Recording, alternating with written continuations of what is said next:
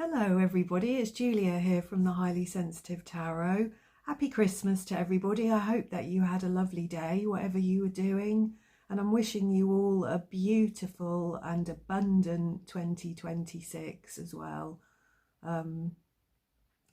Just so today really I'm here just to do a wrap up of December and talk about a few things, and then I'll put a timestamp in and show you some decks. There'll be the decks that I used in December, my Christmas presents, and what I plan to work with in January going forward.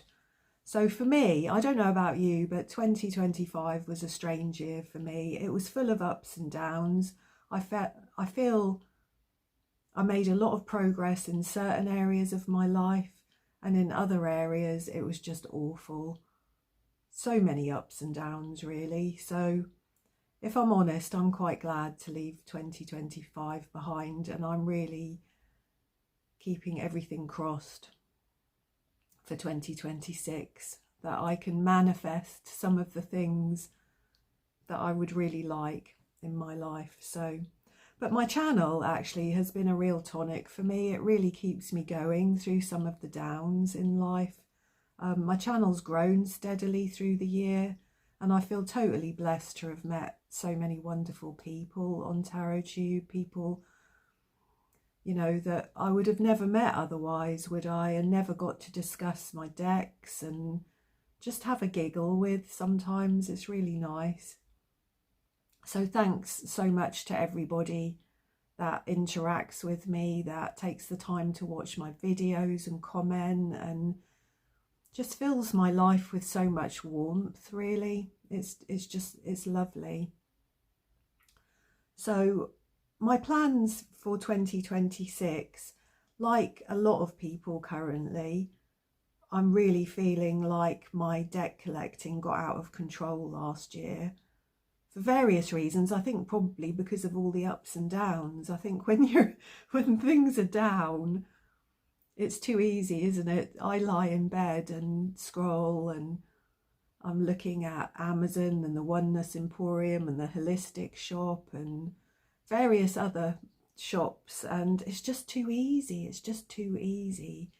So I need to address that. And I think realistically for me, a no-buy year is too harsh for me. That's just not going to work. I know that I'll sabotage that in some way and then end up giving myself a hard time. So that's not my intention, but it's going to be a low buy year. And I think the rule that I've made myself, that I really hope that I can stick to, is no mass market decks. I've been increasingly fed up with the quality of a lot of mass market decks. The last one that I bought was the Celtic Elemental Tarot deck, which is beautiful. The artwork is beautiful. The book is beautiful. I'm going to mod it. I'm really happy about all of that. But the cardstock is pants. It's just so bad. And I'm fed up with that, because a lot of these decks are not cheap, really, you know. So I'm going to buy a few indie decks this year, because there are a few in my wish list that if they come up at the right time, I know that I'll buy them. So I'm okay with that. And I have this year discovered Kickstarter. It's not something that I ever really looked at in the other, well, I've had my channel about 4.5 years now, so it was never something that I looked at before, but just in the last few months I've been looking at Kickstarter, and I've now backed 4 decks, which is naughty, but so nice. And I'm really excited about them, to be honest. So I've got, and this first one is Ordinary Magic. It's a really cute deck. I really like the concept of it. The creator of it's been posting stories quite regularly about what motivated her to design the cards the way that she did, and the stories behind them. And I'm really, really enjoying that. But I discovered after I'd backed it, when I finally read everything on the page, because of course I just got excited and backed it before I'd really read everything. When I finally did read everything, I realised it was an AI deck, and I'm not very happy about that, to be honest.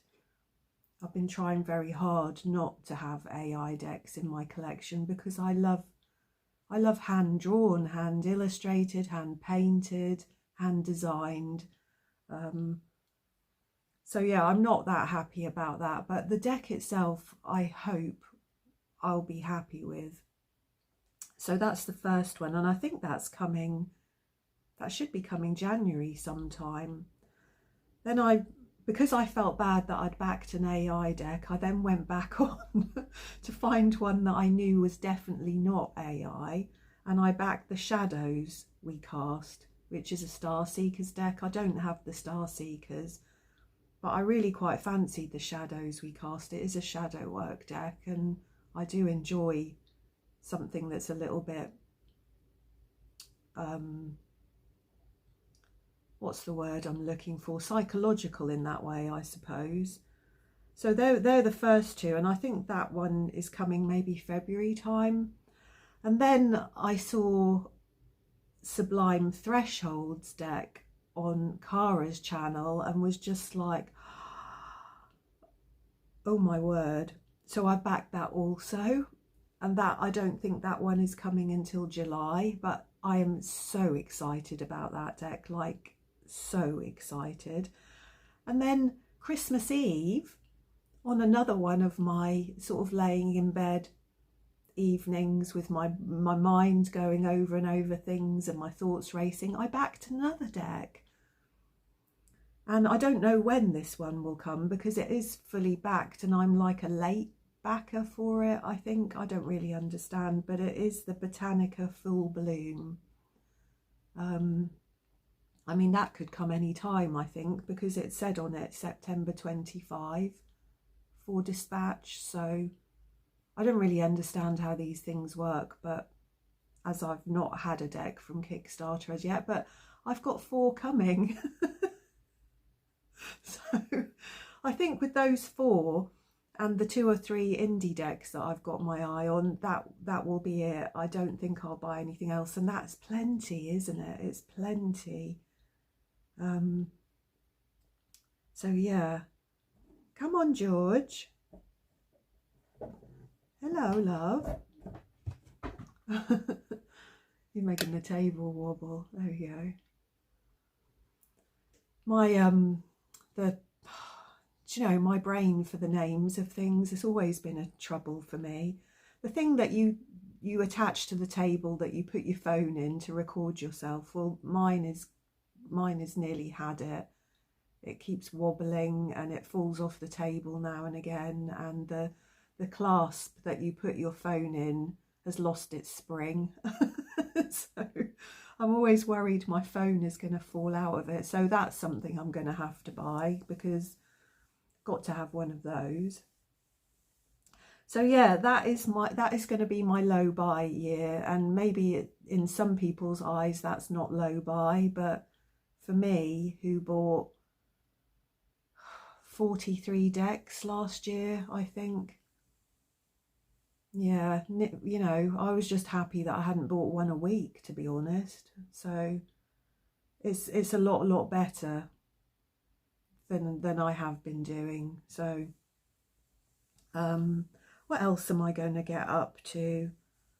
Well, I mean, it was making me wonder, actually, if lots of us do this no buy or low buy, what is TarotTube going to look like in 2026? Because so much of our content is oohing and ahhing and, you know, looking at the decks that we've bought, the new decks that we've bought, and being excited about them and thinking, well, I would like that too. And, you know, if people do reviews and walkthroughs, will we watch them? Will it be too tormenting? You know, and even a lot of the VRs that we do, we're getting our collection out and we're looking through it. And I don't know about you, but when I look at other people's videos like that, it makes me want to buy some of the decks that they've got. So I think we really need to have some strategy in place, don't we, for how we deal with those kind of things. And I think we need to find some more creative ways to use our decks on TarotTube. And that's actually one of the reasons why I'm going to join in with a tag in January. It's by Kate at Moonflower Moments, and she's called it Back to Our Tarot Roots. And I don't know whether you've seen her post about it, but it's going to be a tag for the month of January, and she's going to post prompts on her channel for us to follow, and you can kind of pick and choose, I think, what you want to do. I'm planning on finally getting this room decorated in January, so there may be periods of time where I'm not around for a while because I'll find it quite stressful. I've obviously got to empty this room out of everything, which is just makes me feel ill thinking about it, and also my bedroom if I get to it as well. So yeah, but I am going to join in with Moonflower Moments tag, and I think she's given you two options of what you want to do. Either use some decks that are at the heart of your current collection, or to have a beginner's mind and go back to decks that were your first purchases, your first loves, really. So I'm going to do the beginner's mind, and I'm going to go back to my original sort of half dozen decks that I had when I started TarotTube, which is like Osho Zen, Anna Kay, my trusty old Rider-Waite-Smith, trying to think what else I had. The Psychic Tarot, I think, was one of my very first ones. Anyway, I'll pick a few out, and that's what I'm going to work with in January, to be honest. And I'm going to follow Kate's prompts. So yeah, after you've seen my Christmas presents at the end of this video, hopefully, other than these Kickstarters and the odd indie deck, I won't have any new decks. I think we all need to try and keep ourselves accountable to these things if we can. What's the other thing I wanted to say? Oh yes, so just before Christmas I started a second channel which is devoted purely to readings. You'll probably all know I love to read on my channel. I learnt to read when I was 18, and I don't know about you, but when I read for myself, sometimes because of my own thoughts and feelings and distractions in my mind, I sometimes find it quite difficult to really get a huge amount of insight out of my cards when I read for myself. Not always, sometimes messages are very, very clear. But sometimes, I think particularly if I've been pulling cards a lot, they'll conflict each other, and it just gets in a muddle in my head, and I'll get frustrated with it. But I find when I read for other people, I find it so soothing for my mind. I read for my neighbour just recently, and you know, I just loved it. It made me realise how much I miss reading for other people, because I've had periods of time in my life where I've done that a lot. But, you know, I've retired from work. My tarot channel is a hobby, and I don't want to get into it feeling like it's a job. So I'm very wary of things like that. But reading on my channel, I absolutely love. Whether I've been reading for Virgo on my new channel, which is called Highly Sensitive Tarot Readings. You can find the link for that on my About Me page if that's something you're interested in. It would be lovely if you subscribed to give me some support, help me to grow my channel and make it a bit more visible. But yeah, I've been reading for Virgo so far, just because I'm a Virgo sun and moon, and I resonate very strongly with Virgo energy, I think. But I do plan to do some collective readings for anybody. And like I said, I just find the process of sitting down at my table, lighting my incense, lighting my candle, meditating a little bit on the energy, pulling some cards, talking, I find it really, really soothing, and it's good for my mental health. So if it's actually helpful for anybody else as well, I mean, that's just fantastic. You know, I was a mental health nurse in my career, and I've always, well, I'm a Virgo. Virgos are all about servitude, aren't they? And acts of service, being helpful. And so I really do relish and enjoy the thought that I might be helpful for other people, even in a very small way. So yeah, please do have a look at that if you haven't done already. I'd be eternally grateful for any new subscriptions that I get. And yeah, I think that's about it, really. That is my plans so far. I don't know how the year is going to unfold, which is kind of nice. I just hope that it's better than last year. And I think there's quite a few of us feeling that way, really, isn't it? I mean, the energy in the world over the last year has been very difficult. I know certainly in the UK, our government are ruining our country. I don't recognise the country that I live in from when I was a child, you know, and not in good ways either. So lots of things I think need to change on a personal level and a collective level, don't they? But I have the feeling that 2026 may see some of these things maybe get worse before they get better. That is my feeling. But anyway, I hope everybody is well. Lovely to see everybody. And like I said, I'm now about to show you some decks. So see you later. Okay, so I'm going to show you some decks now. I mean, we're all going to start, you know, lots of us are going to start this low buy or no buy, but I expect we all had Christmas gifts, didn't we? So that's allowed, isn't it, that we can show those? I had this thought that I was going to, you know, that a couple of days ago I was looking and I thought, well, it's still 2025. I could still buy some more, but no. That's just silly, isn't it? Do you like my little candle here? Look, my son's partner, Pip, I bought her for Christmas last year a candle making kit, and she's made me a set of these little candles. Aren't they pretty? She scented them and everything. So clever. I'm going to burn one or two of them, I think, but I don't really want to because they're so pretty, aren't they? But anyway, the decks that I worked with in December was Nova Monday Tarot's little deck here. I did quite a few readings for myself with this, and I used it as a deck to clarify also because it's a nice small size deck, and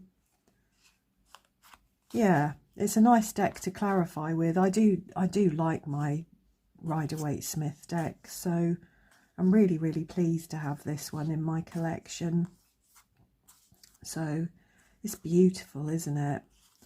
I think this is the Frost and Jewel, and I like the frost side best. I like the cooler colours, these pale blues and greens. Look at that, look. Pale purples. It's beautiful. So that is one of the decks that I used quite a lot. And, you know, it's not a deck that I really needed to take time to get to know because it's a Rider-Waite-Smith. It's just a colourised one. So, yeah, I've been using that a lot to clarify with. I used my two soul trees decks with the Seasons of the Witch Winter Tarot, which I shall show you.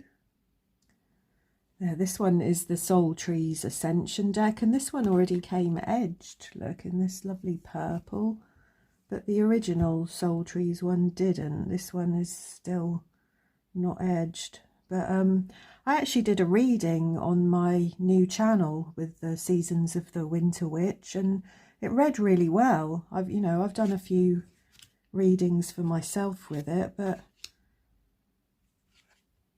it did pretty well actually, as a reading for Virgo. So yeah, I have been, look at this, look, I'm terrible for getting decks all the wrong way round. Look, I think they're all the wrong way round. I think out of the two, I think that this one worked better with the deck. I think the colour palette of it was possibly more wintry, or the right sort of colours, but I'm not sure. I just thought it worked really well. The keywords often just worked in well, because that's all you need really with a lot of these Soul Tree cards, is just that one keyword. I found it all, it's beautiful, isn't it? I just found it all worked in really, really well. I think I used one of these Soul Trees cards in my Virgo reading also. That's beautiful, isn't it? So yeah, I really, really enjoyed these actually, and I did spend a good full month with these, so that's a pretty good amount of time, isn't it? That's beautiful. Look at that for intention. I think out of these two decks, I think this is my favourite, the Soul Trees Oracle, more than the Soul Trees Ascension. But really, really nice pairings. Okay, so I'm now going to show you the tarot decks that I received for Christmas. A couple I bought for myself and the rest were gifts, so it's not too terrible, is it? I've got 5 decks actually that came in for Christmas. So this first one, this was a gift to myself. This was the Pixie Pop Tarot that I bought from the Oneness Emporium. I think I'd seen this on Simon's channel a while back, and I just loved the richness of the colours of this. I plan to do a reading on my new channel with this.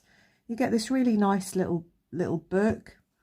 You get a couple of pictures of Pixie, the Visionary, which this is card number 22. And as you can see, I've had a good sort of play with this deck already. It's not in order. It's the back, so very simple. It's edged in this lovely matte black, which is really nice.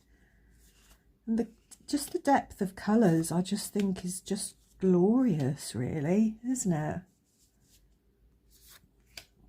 Really, really nice. So yeah, I'm such a Rider-Waite-Smith girl. I keep getting into my head that I need to get a Thoth deck and I need to learn Thoth. I need to get a Marseille deck and learn to read Marseille. I need to get into more Pip decks. And they're all things that I keep sort of saying, well, I should. But this is what I enjoy. I enjoy this. And I enjoy very contemporary decks. I enjoy the artwork in indie decks. I mean, there's just,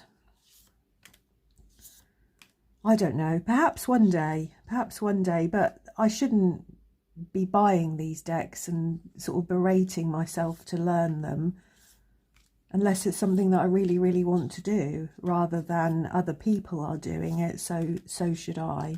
So until then, I'm going to stick with my trusty Rider-Waite-Smiths, and this is a beautiful little deck. I particularly love the size of this. This is quite a small deck I'll show you. This is a universal Rider-Waite-Smith, so you can see it's a bit smaller length and width ways, but yeah, I love it.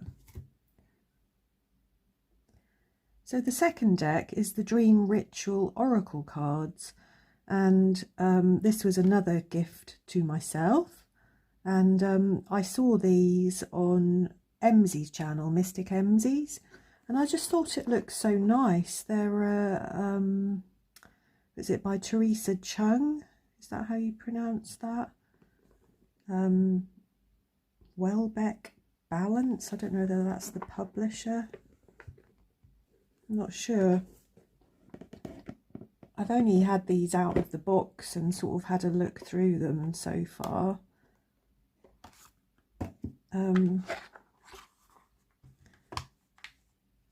Really nice little deck. Look at the backs. They're really, really nice. I'm not sure how many cards you get. Doesn't say.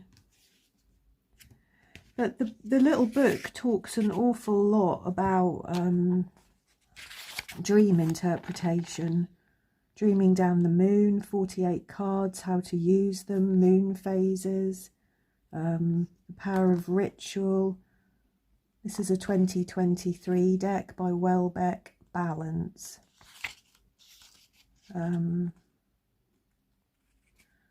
How to use your cards at different moon phases. And really, each card has got a ritual to do with dreaming and sort of nocturnal insight. So I think that's quite interesting. I don't always remember my dreams, but sometimes I really do. Sometimes they're quite powerful, and dream interpretation is something that I used to take quite seriously. You know, I used to work quite a lot with that with my clients. So yeah, I thought that it would be, I don't have another deck like this, so I just thought it'd be something that would be interesting to add to my collection. I'm sure it will have a use.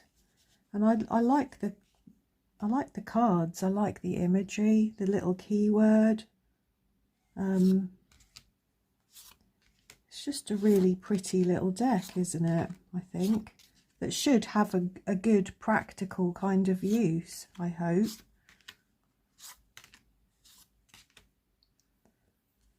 Yeah, I like the greens and the blues. It's very nice. So yeah, I mean, normally I'd say if you'd like to see a walkthrough of this deck, then please just say, and I'll do that. But I don't want to be encouraging people to buy things at the moment. But yeah, it's beautiful, isn't it? Let's hope it's useful. I'm going to put this deck next to my bed, I think, and I'm going to pull a card. I'm going to do a little experiment for like a week. I'm going to pull a card at bedtime and sort of think about that, let that mull around as I sort of drift off to sleep, and see what comes really in the morning. You know, and when I wake up, pick up that card and the book and see if I remember anything, see what it all means. Okay, so the next one was a gift. This is the Soul Reflections Tarot. Who's it by? Sunshine Connolly and Anna Novas, and it's a Blue Angel deck. And I had seen this on Simon's channel recently. It's got a really nice guidebook, actually. I mean, this deck would be fantastic for learners, you know, for beginners, people that are new to tarot, because you have all these keywords on the cards. Lovely backs, I really like those. They're nice soft cards. They kind of feel quite nice. The guidebook, you get like a a page and a half for each card. Well, no, 2 actually, because you get a lot of reversed information in here. I don't actually read reversals sort of formally.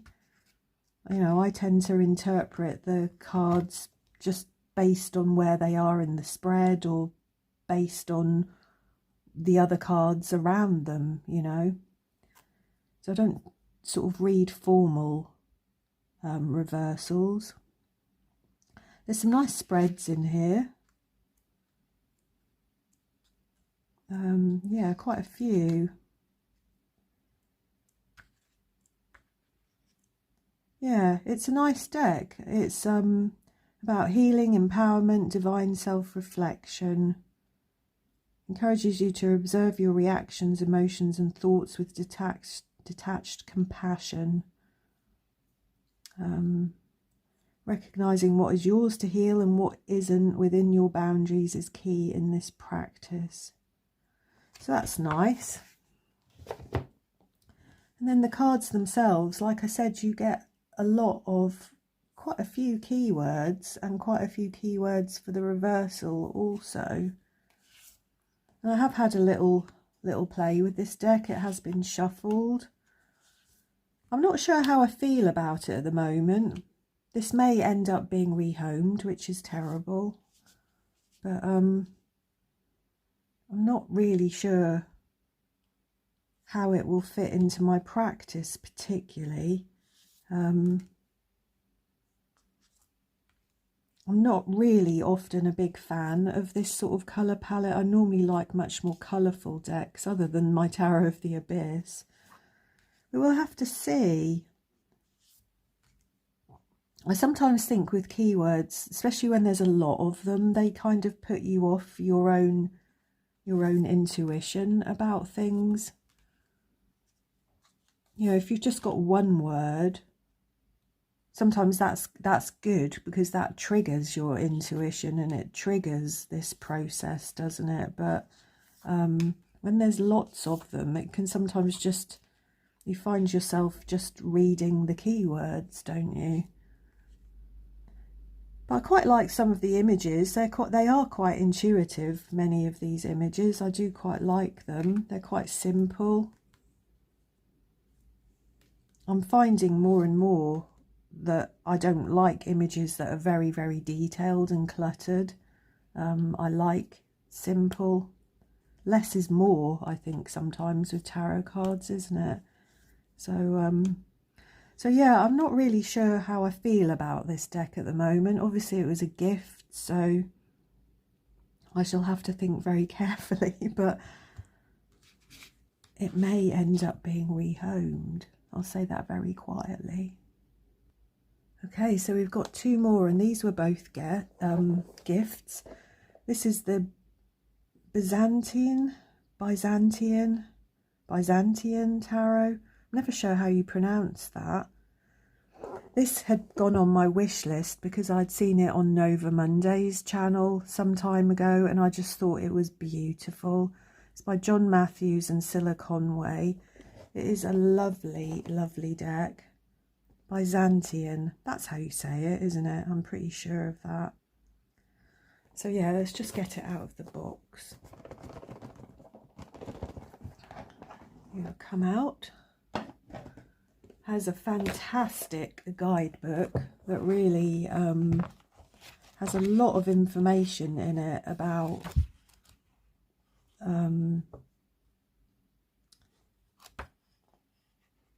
yeah, Cilla Conway's written quite a lot in here about icons of light, Byzantine information about who they were, what they were.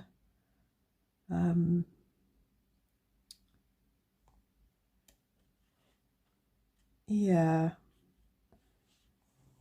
I knew a little bit about sort of Byzantine, that world really, and it says it's a melting pot of cultural influences. Constantine brought artifacts from Egypt, Greece and Rome itself, and initially the city opened its gates to a plethora of religious beliefs and traditions. And the Byzantine Empire would thus grow out of a mingling of pagan and Christian traditions, for its unique blending of Eastern and Western ideals. So that's really interesting in itself. There's a lot of historical information here about the Crusades and all of the conflict to do with that. There's the hidden world, the majors, the minors. And then you get like a page and a half for each card. Some of the cards have been renamed, like this one here, Fortitude. It's a little bit of biblical sort of script in the cards. In fact, there's quite a lot actually, now I'm looking at it. So yeah, this is really a very nice historical deck, very nice. The cards are beautiful. Let me get them out. I may take them out of this box because it's a bit, I'm not really that keen on it. I may take them out of that box and keep the book separately. Look at how beautiful these cards are. They're definitely crying out to be edged, aren't they? Maybe in like a navy or a gold. They're very soft, quite big cards. So again, this is a Rider-Waite-Smith. So yeah, they're quite big cards. But they are beautiful. As you can see, I've not done anything with this deck as yet. I've just had a flick through it. And you would think it would be a little bit intimidating to read with. But actually, when you get into the minors particularly, they're very, very relatable. And they follow Rider-Waite-Smith imagery pretty well. Let's show you some of those, like the 2 of coins, the 3 of coins, the 4 of coins, the 5s. You see, they're very Rider-Waite-Smith based. I think this would be a lovely reader, actually. 9 of coins. It's unusual. You very rarely see a man in the 9 of Pentacles. The Countess, the Count, and the Cups, beautiful cups.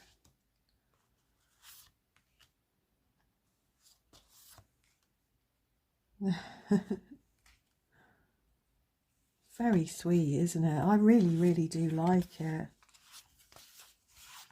Let's look at some staffs.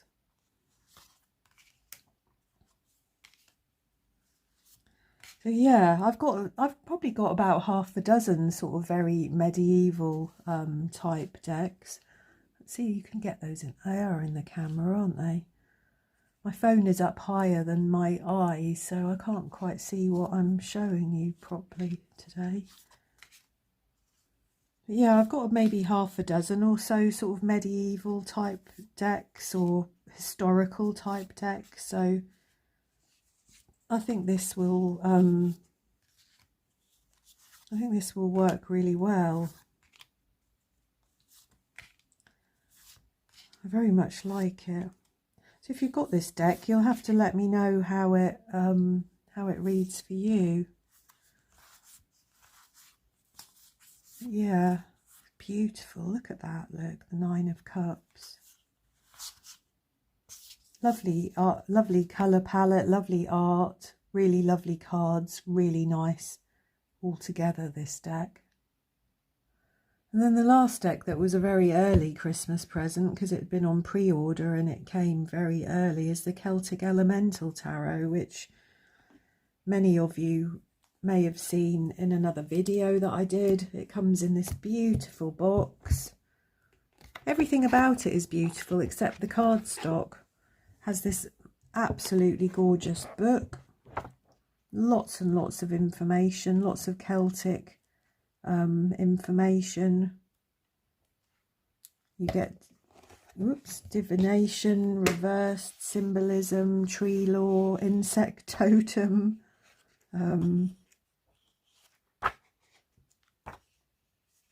the majors you get a meaning, divination, death as a person, a synthesis, the ethical challenge of death, the 13th Arcanum, symbolism, and Celtic mythology, and some questions.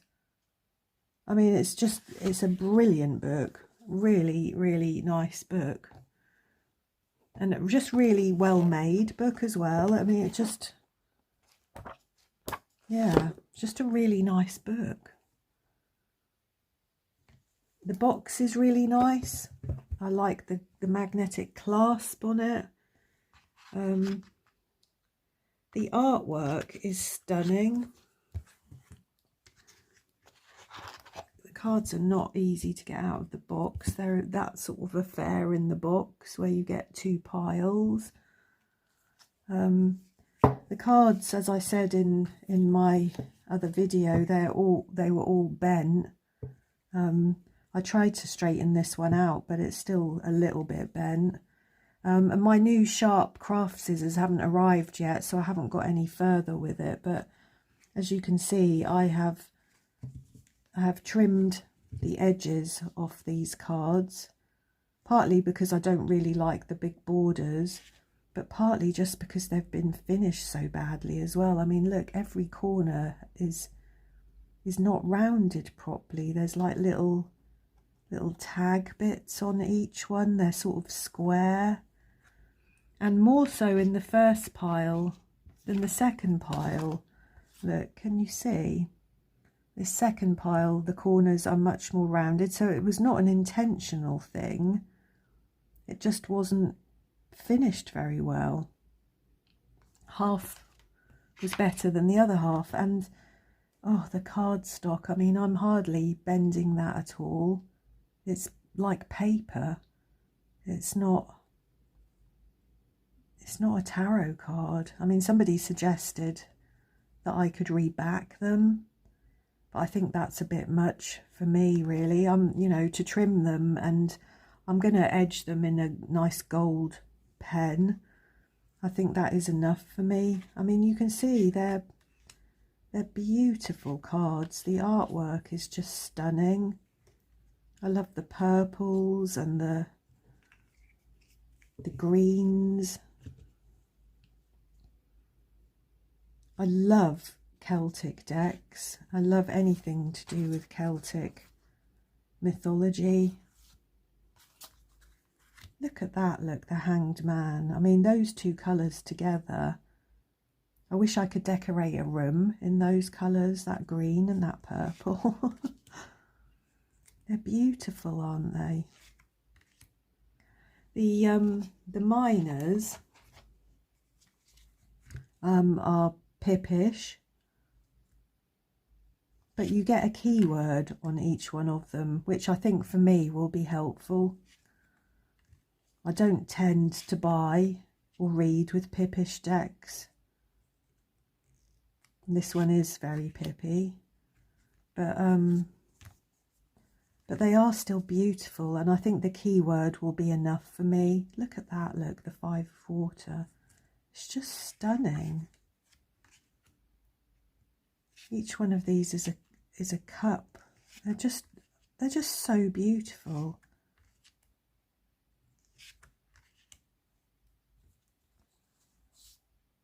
What have we got in the wands here? Yeah, they are absolutely beautiful. So as you can see, I've just trimmed those borders off and rounded the edges properly. I mean, they're not perfect, but they're better. But you can see on this one, and this is not my doing, you can see that there's a little sort of, it's not even straight along the top, and that's not me because I've only trimmed along the sides. It's very disappointing because this was not a cheap deck, really.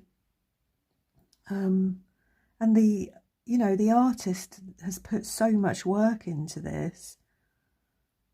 There's been so much work put into the book. It just seems such a shame not to have nice cardstock, doesn't it? But still, I love the artwork enough. I'm gonna persevere and mod all of these cards, and hopefully I'll be more happy with it then. So they were all my gifts for Christmas, not too many really. We did decide this year that, you know, we were not going to do a great deal on the presents front in the family. And I kind of felt that as I had everyone here and I cooked for everyone and washed up and, you know, did all of it and looked after my family for the day, that was kind of my gift to everybody. So the decks that I'm going to use for January are decks that are going to be for the Moonflower Moments for Kait's tag Back to Our Tarot Roots. And as I said, I'm going to do the beginner's mind. So this is looking at decks that were my first ever purchases, decks that I had way before I started my tarot channel. And I didn't have many for a long time, actually, maybe only about 6.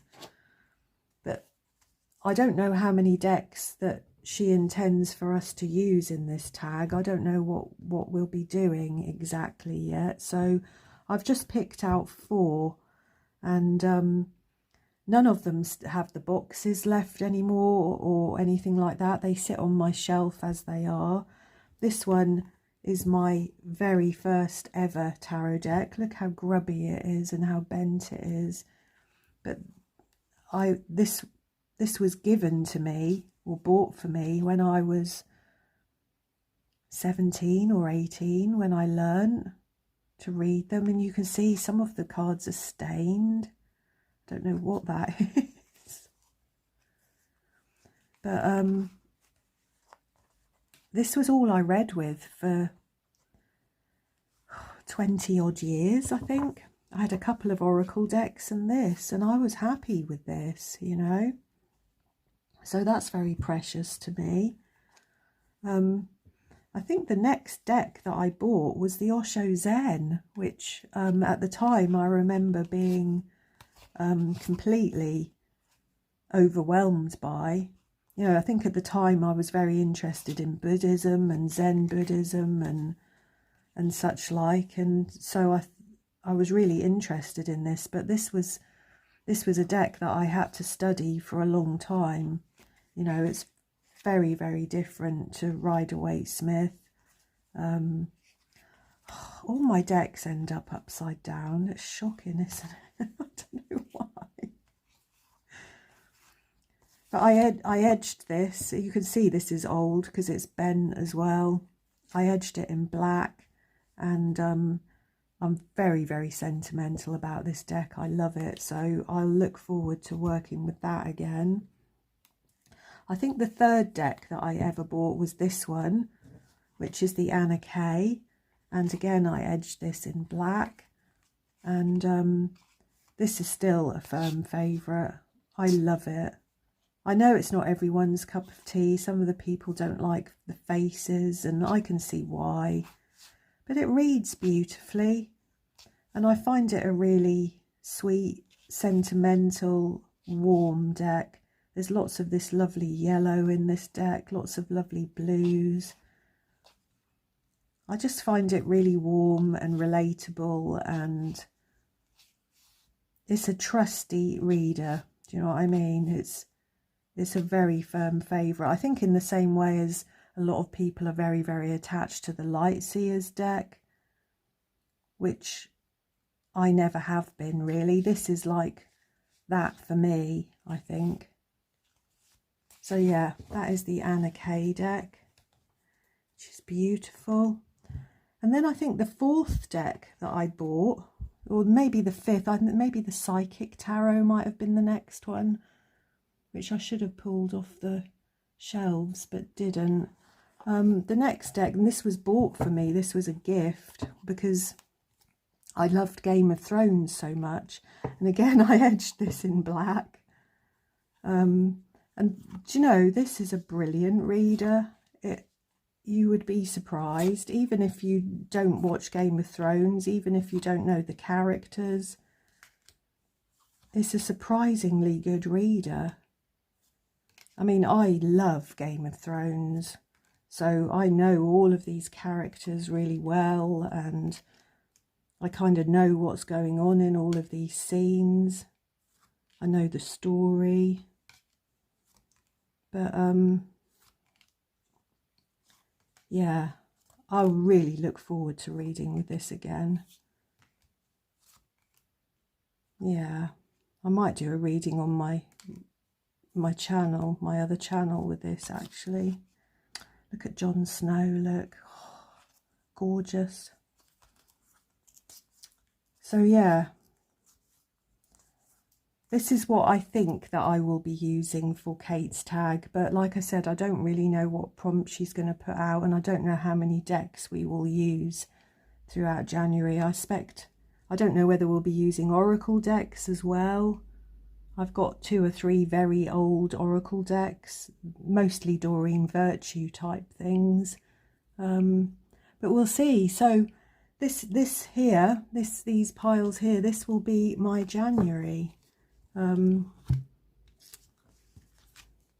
Which will be lovely, actually. It'll be really, really nice to get back to, it's back to our tarot roots, isn't it? So it will be interesting for sure. So there we go. Sorry the video has been so long. But anyway, thanks so much for being here with me. Say hello, won't you? And let me know if you've got any of the decks that I've shown you today and how they work for you. If you're going to take part in Kate's tag. Yeah. So, take care everybody. Sending you all my love, and I will see you all again soon.